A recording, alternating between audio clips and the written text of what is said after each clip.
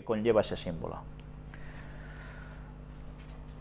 El primer templo, ellos nos hablan aquí de 3 templos, ¿vale? Nosotros no vamos a entrar en detalles. El primer templo es la gran casa del universo, en el que ocupa el trono el Sol, congregándose en torno a este los 12 signos zodiacales, acompañados por los planetas, lunas y asteroides, disponiéndose de 3 grandes luces, la estelar, la solar y la lunar, indicándonos que ningún monarca terrenal podrá igualar jamás su gloria. Ya ves, ¿quién está en el centro ocupando el trono? El Sol. Y luego los 12 signos zodiacales con todo lo que conllevan. ¿Os recuerda algo de lo que hemos presentado en las conferencias sobre el tema del Vaticano, sobre el Papa Francisco, sobre los jesuitas y demás? Es lo mismo, la simbología es la misma. Comprobamos la presencia de la astrología y la astronomía dentro del simbolismo masónico, en la relación existente entre el zodíaco y los oficiales de la logia. Téngase en consideración que Aries es la primera constelación del zodíaco, comenzando el 21 de marzo, el primer día del año de muchos de los calendarios antiguos. Ya veis cuándo empezaban el año en esas épocas, ¿eh? Pero una vez más nos dice que hay una relación entre el zodíaco y los oficiales de la logia, los que mueven las cosas allí, los que dirigen. Nos saltamos un poco todo esto y vamos aquí. La bóveda celeste de una logia masónica es azul y cubierta de estrellas, ubicadas dentro de una zona de 8,5 grados a ambos lados de la eclíptica. Si recordáis también en la conferencia número 1 mostramos una imagen de una logia donde precisamente se veía muy bien como el interior de la logia era una bóveda celeste. Y claro, las personas no se preguntan por qué tienen que tener una bóveda celeste en las logias. ¿Por qué? Pues ya estáis viendo la relación. Cuestión de zodíaco. Astrología y masonería no van desunidos, van de la mano. Pero veremos más cosas aún. Ya hemos visto que utilizan también simbología, como utiliza la Iglesia Católica, el Sol como el centro de todo. Lo que veis aquí, ¿qué es? Pues imaginaos que vosotros entráis por la izquierda, y esto es una logia masónica. Toda la disposición está así. Orientación de la bóveda celeste en un templo masónico. Se llama firmamento a la bóveda celeste, lugar en que se encuentran aparentemente los astros en una esfera ideal, sin radio definido en la cual se mueven aparentemente los astros, permitiendo representar las direcciones en que se hallan ubicados. Existen 3 tipos de bóveda celeste. 1.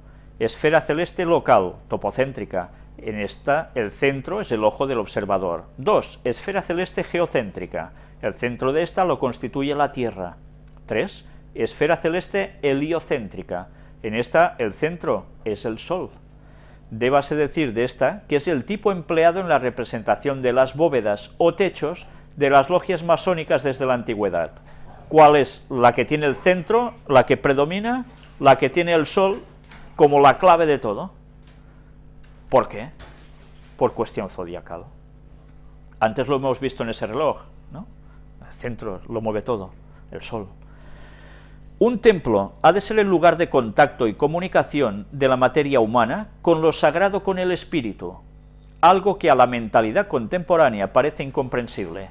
Por ello la importancia de la ceremonia a cielo abierto, que es realizada para la colocación de la piedra fundamental al iniciar la construcción de nuestros templos.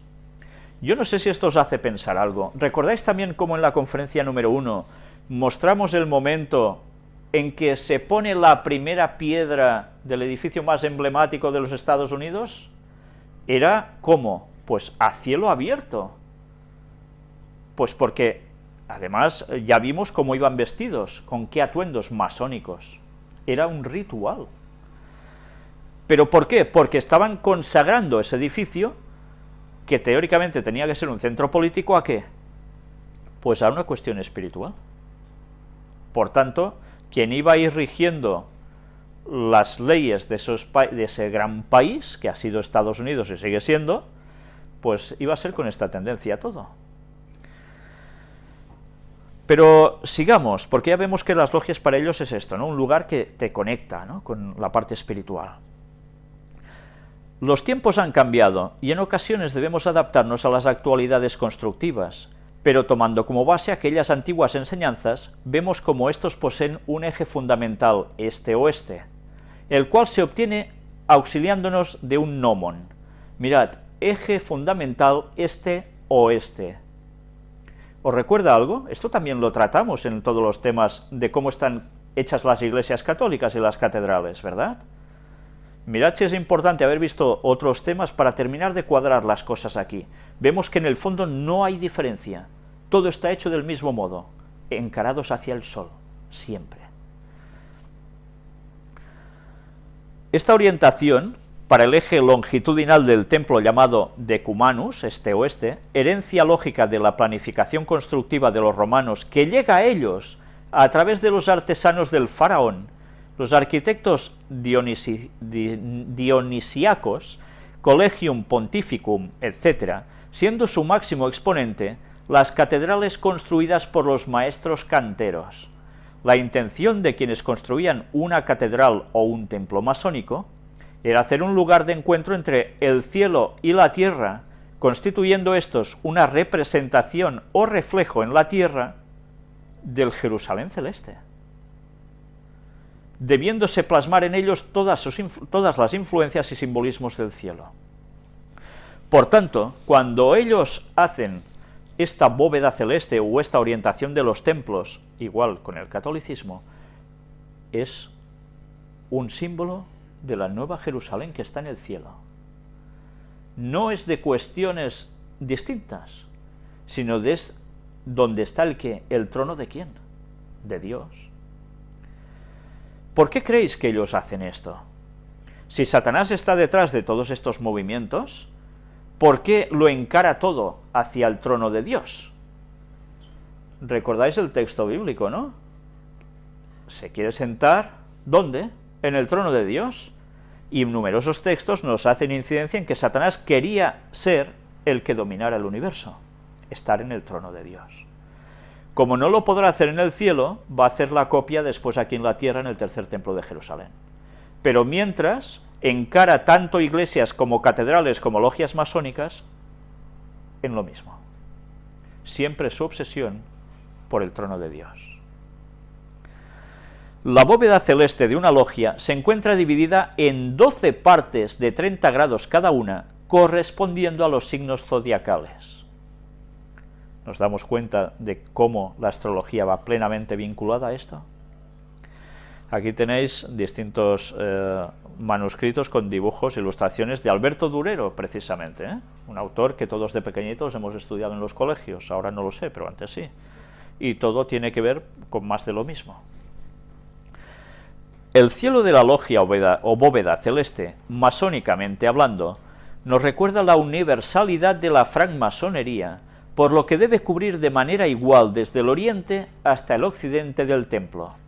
Si bien en él encontramos los 12 signos zodiacales armónicamente ordenados en grupos de 3 en 3, correspondiéndose estos con las 4 estaciones, verano, otoño, invierno y primavera, donde el verano corresponde a la entrada del sol en el signo Cáncer.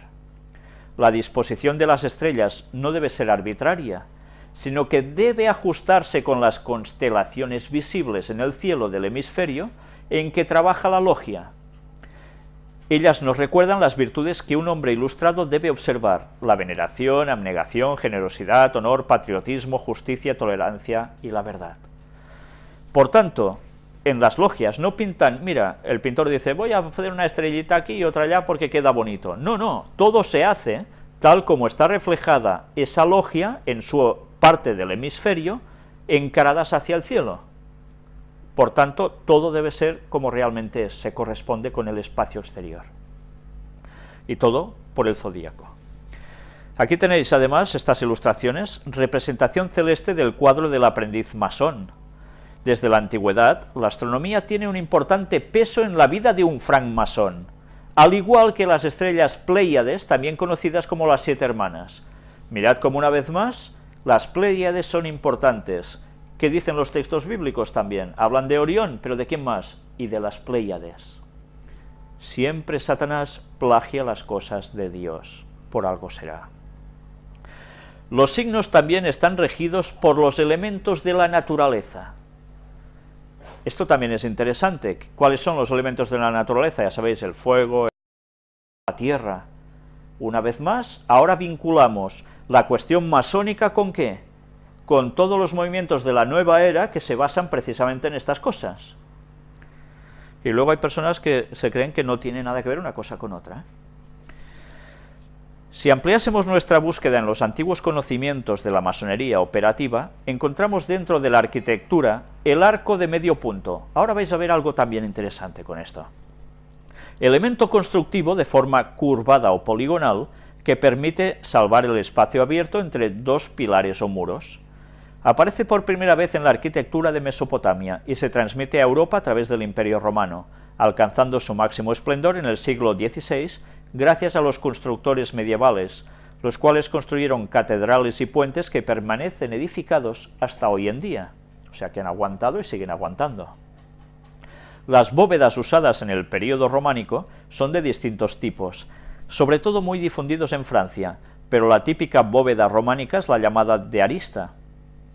Conocida por los romanos, esta bóveda de arista deriva del cruce en ángulo recto de dos bóvedas de cañón. ¿Pero existe otro conocimiento además del arquitectónico? Mirad lo que ya nos está insinuando, ¿eh? ¿Quiere decir algo más esto?